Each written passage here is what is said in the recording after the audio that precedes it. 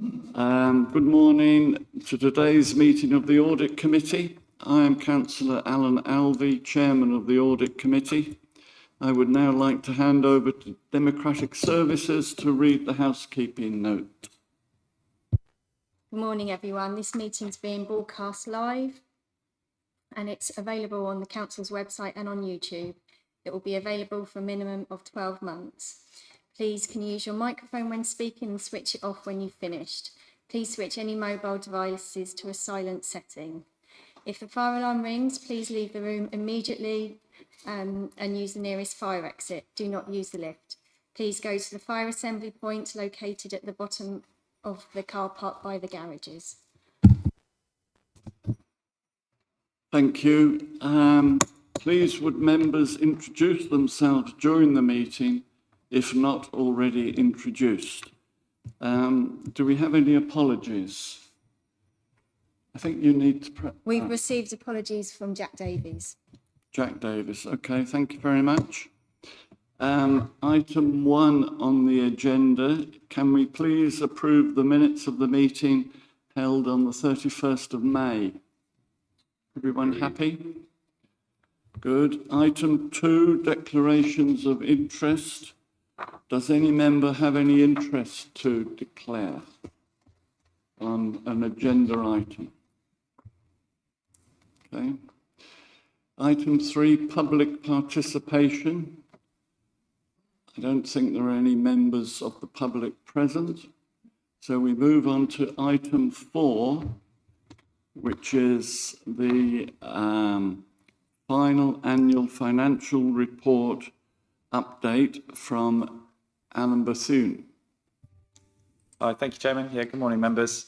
Just a brief verbal report, just in terms of an update position on the 22-23 and predominantly the backstop date position. So members may recall in previous reporting and specifically mentioned in the external audit report that we were working to a revised set of backstop dates. This is all in order to try and basically catch up local government audit. So there was a proposed backstop date for the 22-23 audit, which was the end of September. As of May, the secondary legislation was pretty much good to go, had all been drafted. The government obviously then dissolved end of May, just into the run up for the election.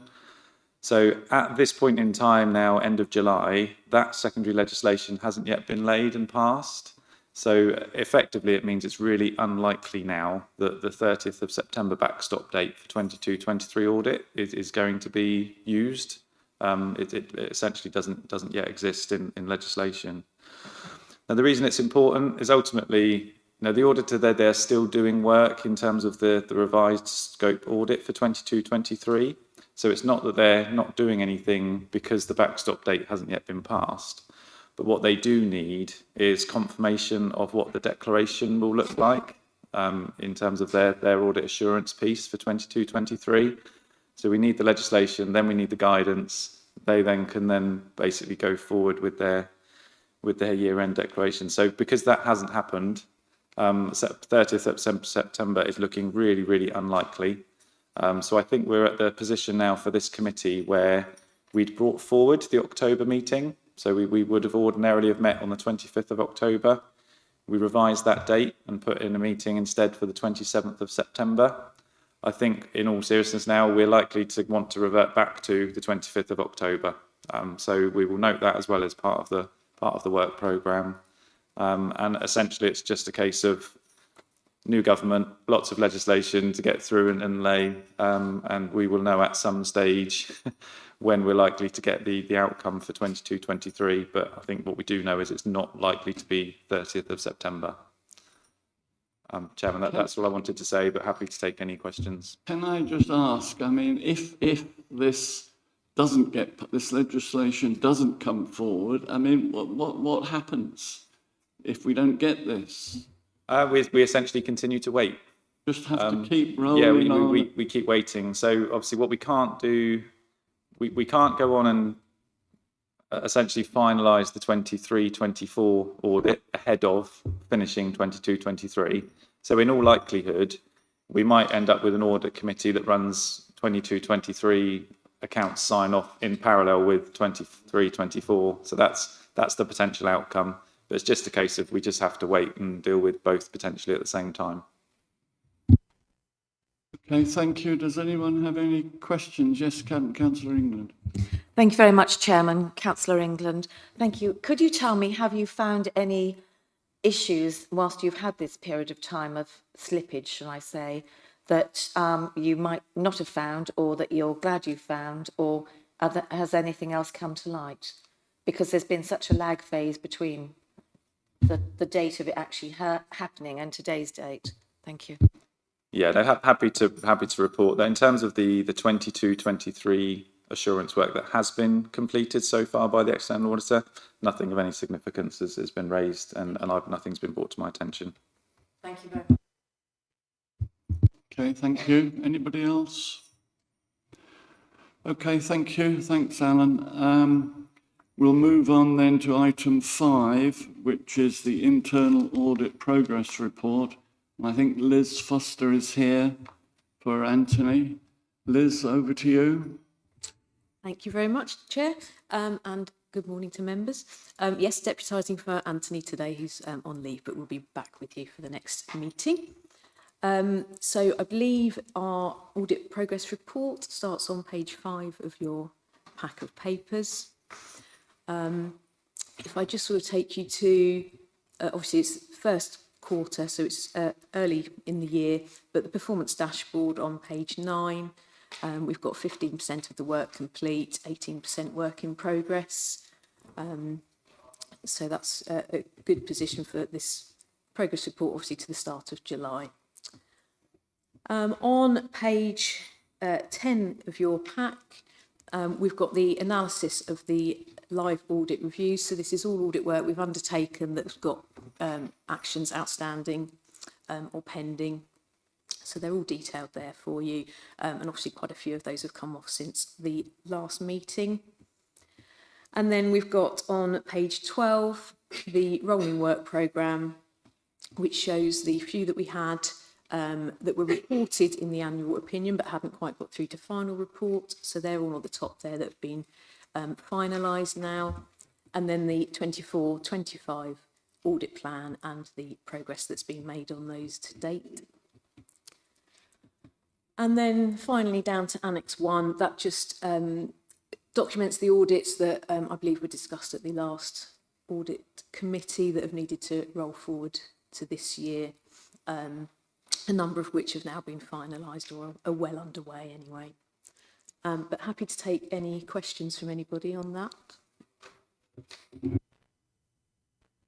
Anybody got any questions on it? Councillor O'Sullivan.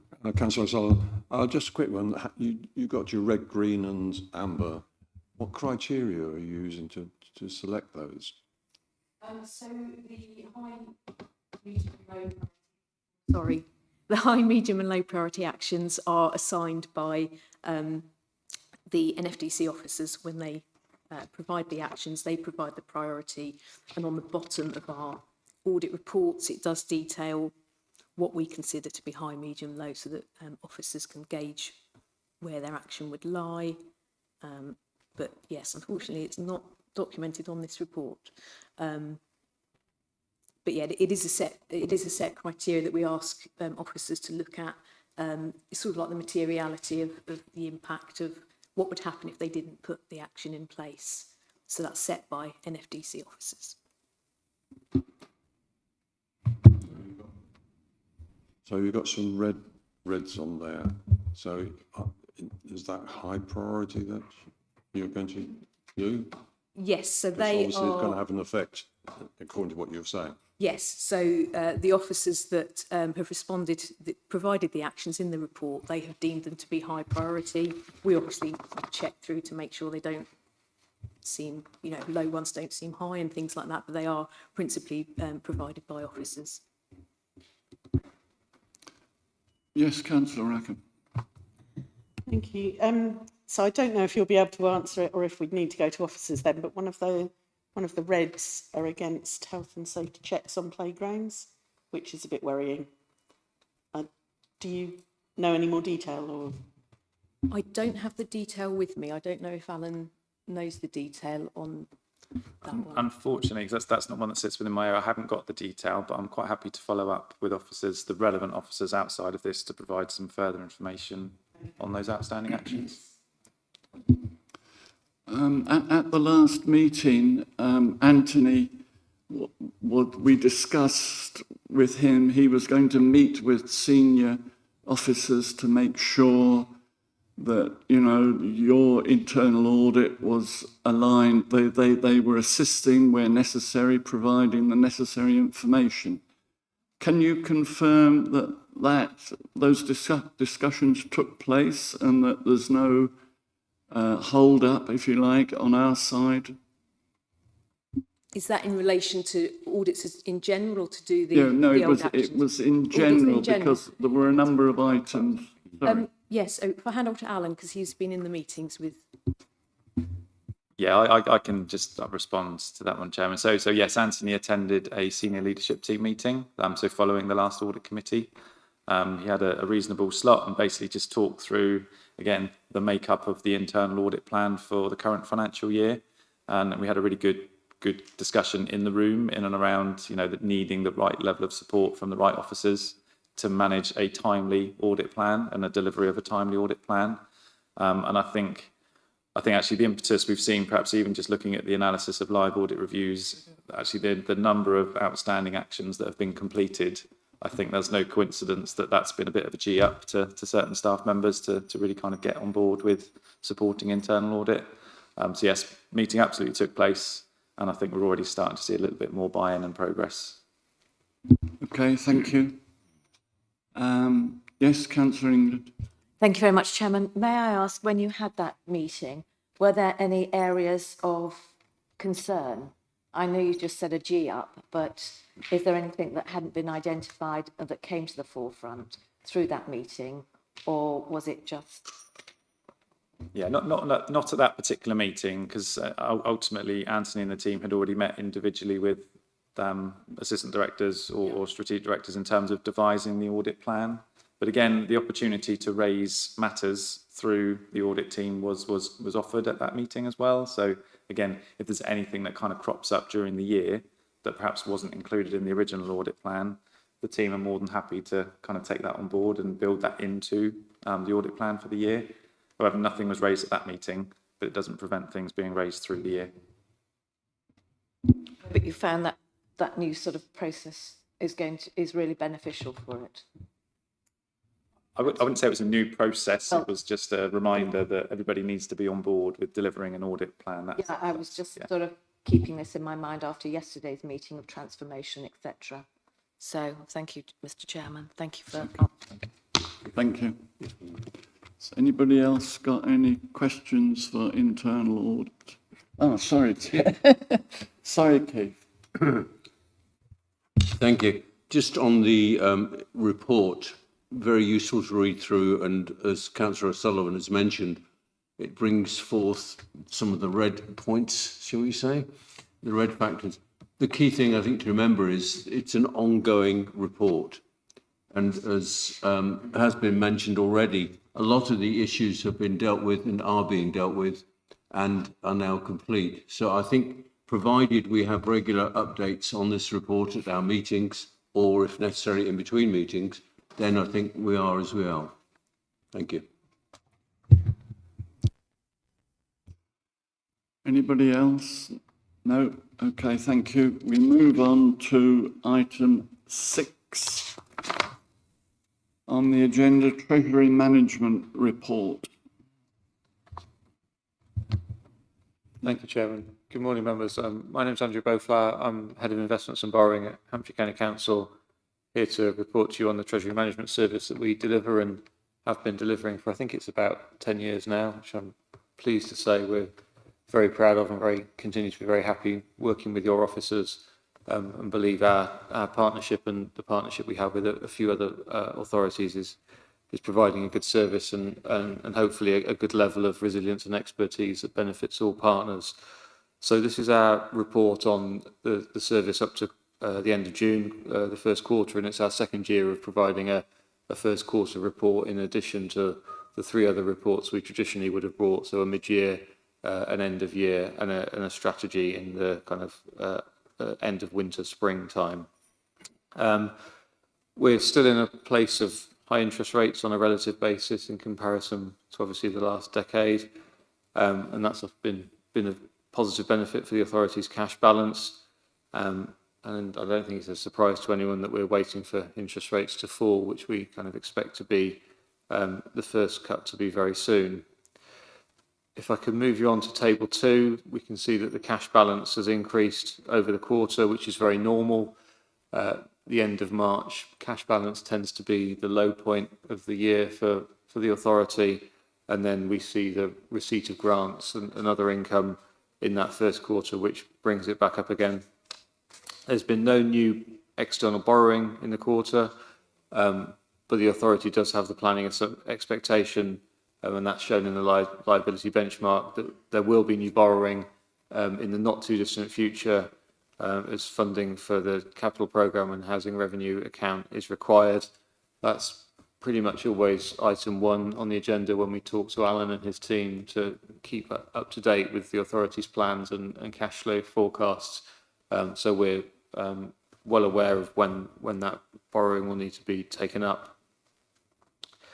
Moving on to table 4, at the end of June, there was very nearly £40 million of cash investments. And the most important thing to report is that those investments have been managed in accordance with the strategy that was agreed by Council earlier in the year. Finally, table 5 shows the performance of those investments in comparison to a benchmarking group provided by your advisors, Arlen Close.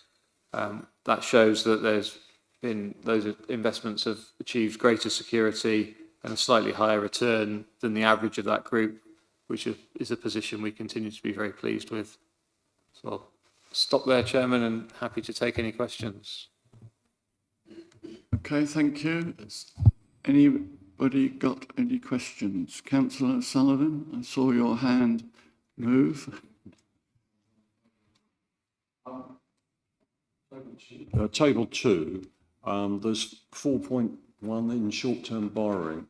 Is that to do with the HRA, or is that to do with limiting harbour, or what's the 4.1? Yeah, I'm quite happy to confirm that one. So yes, we always have essentially a 4.1 million that's due within 12 months because of the way the HRA debt was taken out. So that's the particular short at this point. The other question is, in table 4, the investment position, the money market funds jumped by 9.5 million. Where did that come from? So that's essentially where we've put that influx of money that's been received in the quarter, because we expect it to be required in the year. There's this peak of money coming in and then going out through the year, so we expect to need that liquidity. Therefore, money market funds provide a good short-term rate of return, but the money's available when it needs to be required for services later in the year. Okay, thank you. I've got one question, which is this business of how we deal with gains and losses on pooled funds. And you say in your report that the override, which I believe means we don't have to take account of it in the accounts, runs out in March next year. What's going to happen then?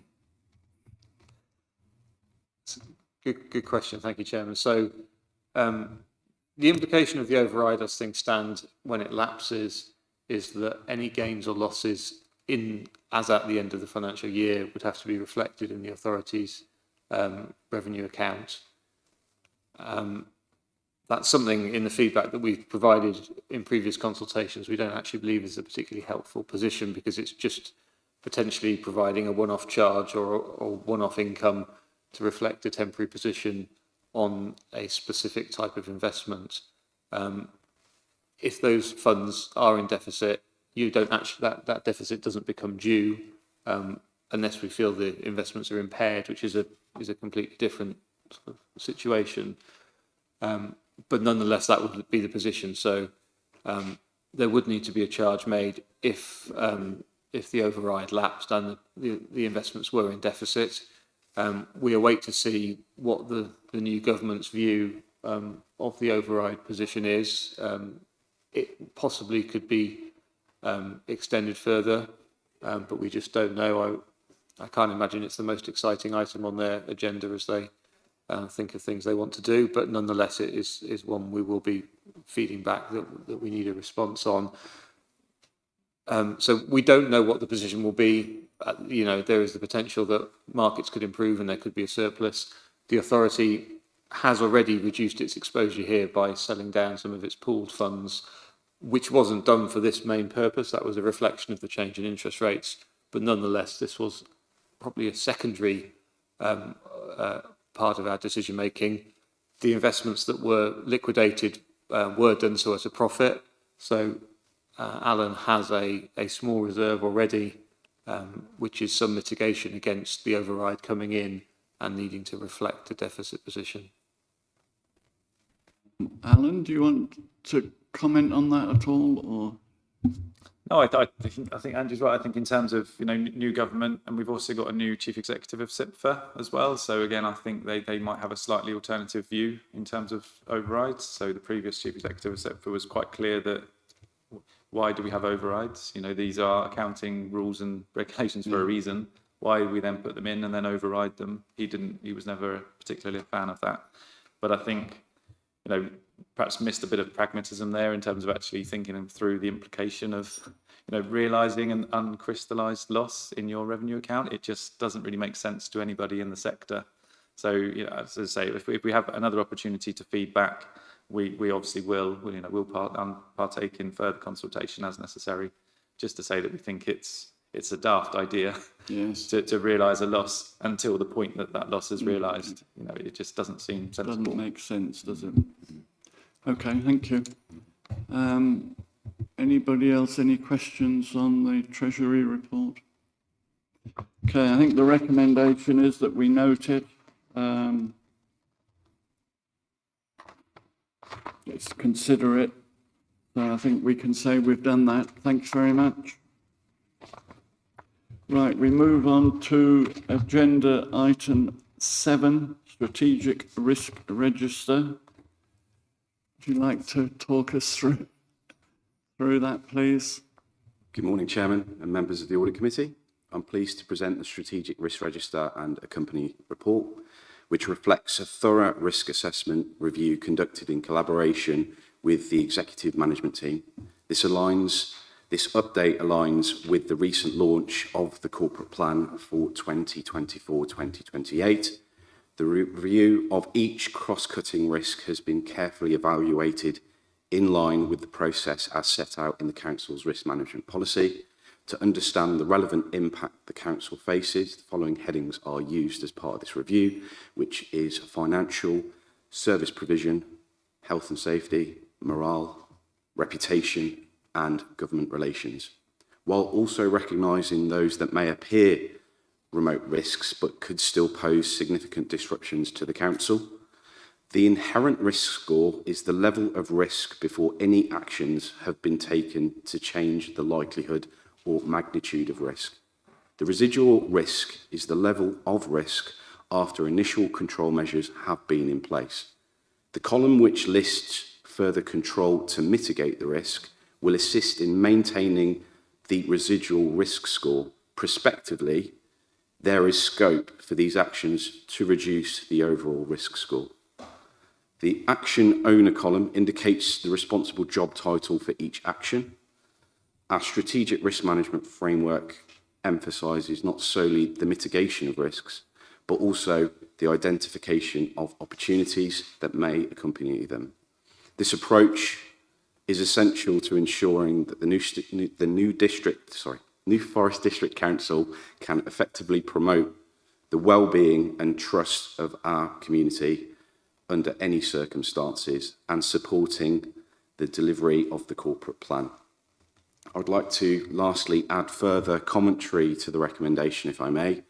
The Strategic Risk Register will also go to Council, as the Council is responsible for the oversight of the Strategic Risk Register.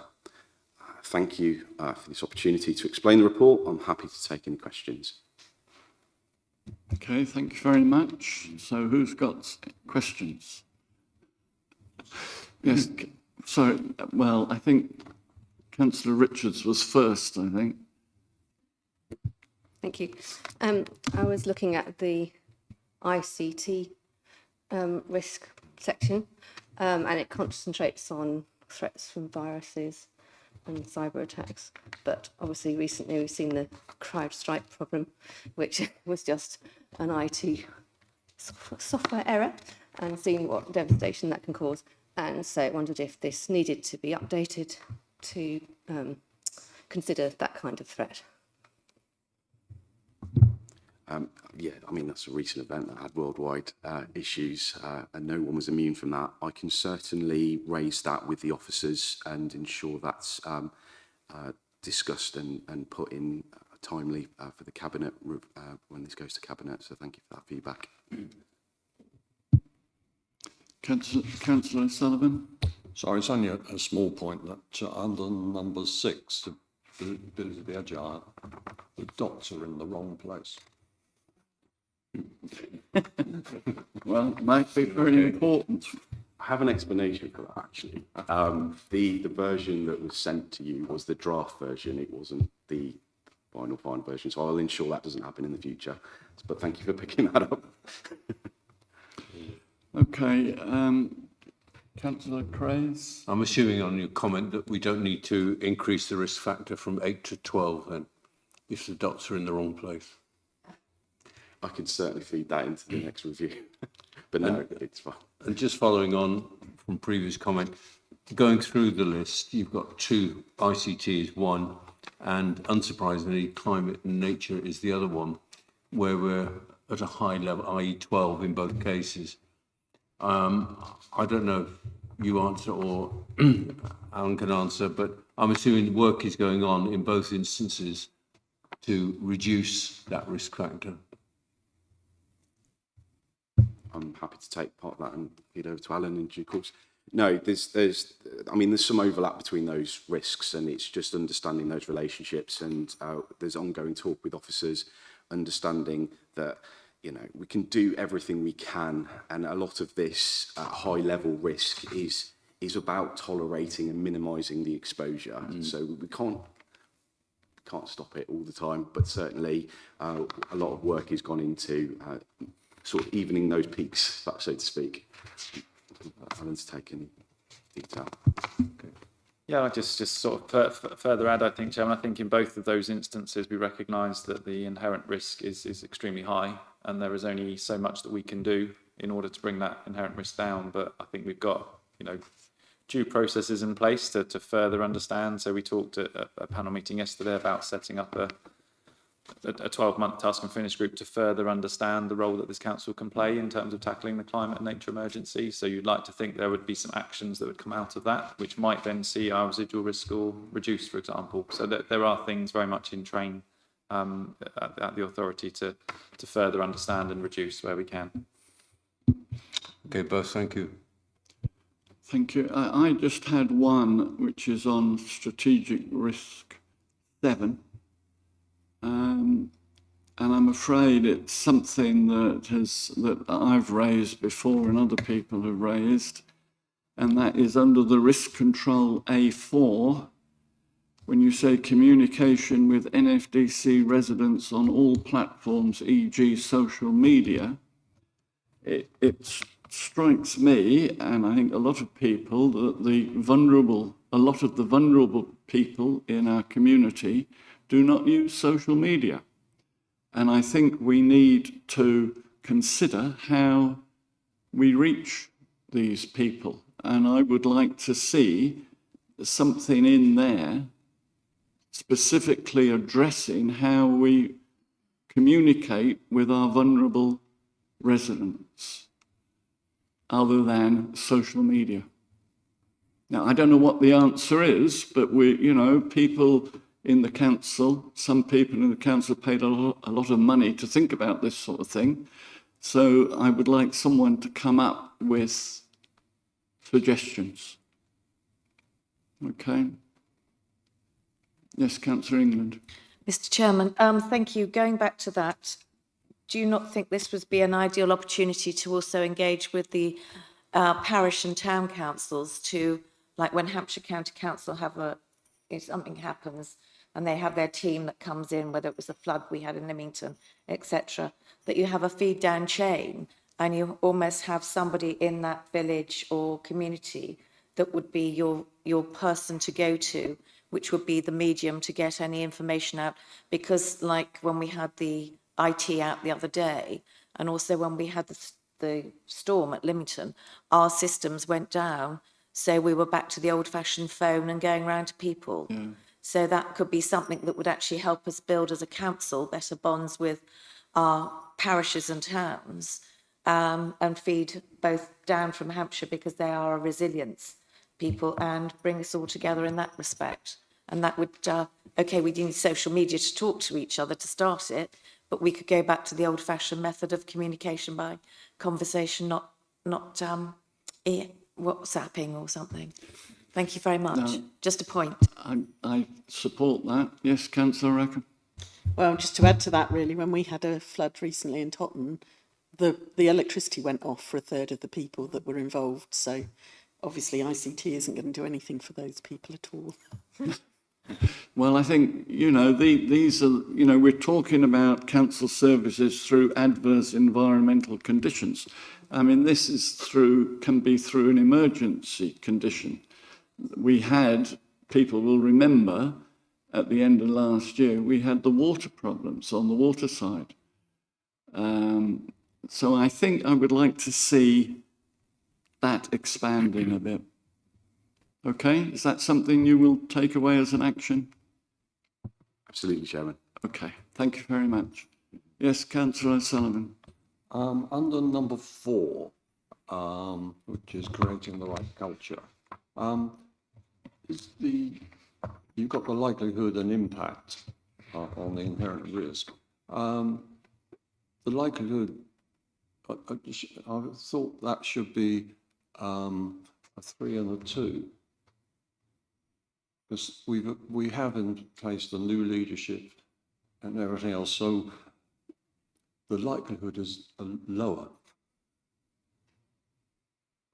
Can I perhaps comment on that one? I think just in terms of the overall culture, capacity, capability. So what we do see here is that we tend to have about 100 new starters each year across the organisation. So although potentially the senior leadership tier is quite solid and quite sound, what we do have is a lot of new starters. We lose a lot of experience each year through people retiring and moving to different roles, etc. So there is always that continual churn. And I think that's why we're then sort of saying that actually the likelihood of there being a capacity capability issue in any particular given year, that's why it scores a 3 as opposed to it scoring anything lower. Yeah. Okay, anybody else, any points they want to raise? Okay, thanks very much. I think the recommendation is that we've given our comments on it, so I hope they will go forward to Cabinet for review before it goes to Council. Okay. Right, we now come to item 8, the work plan. We've already discussed this in some not detail, but we considered the need to put back the September meeting until October. Is there anything else that members think should be, they would like to see included? I mean, I think we have a fairly full agenda there in what was September and is now going to be October. Anybody want to make any changes to this? Yes, Alan. Just that observation again, Chairman, that like you say, it does currently include for the 22-23 and 23-24 to come forward. Obviously, that still is, we are still in a bit of a fluid situation. So Right. there are certainly other reports on here that would come forward as standard, but there may still be a little bit of movement required on those, just depending on Yeah, but circumstances with the wording. those other, I mean, all those reports, even if they're ready for September, will go back to October, will they? Yes, what I'm saying is I don't know yet, still even at this point, whether 22-23 will No, be I concluded by accept that. October. So I there might accept still be that. a few items on here that refer back to, say, the January meeting then. So Okay. we might still need to reflect that in the work programme. Okay, That's all. accept that. Okay. Yes, councillor Sullivan. How soon are we going to know when that September needs to be changed to October? And can we have the date as soon as possible? Yeah, of course. I'm quite content we can reflect that now. Yes, So the that was date- my understanding. We've decided it's going to go back to October. I think what Alan is saying is that we're not quite sure even that these 22, 23 will be done by then. But the meeting will go ahead with all the other reports. Absolutely. And that original date was the 25th of October. Yeah. So if we get that back into our diaries, please, members, and we'll follow up through the minutes as well and just make that absolutely clear. Thank you. Okay, anybody else anything? No? Well, I have no urgent matters, so I declare the meeting closed and thank everybody for attending. Glad it was a bit quicker than yesterday.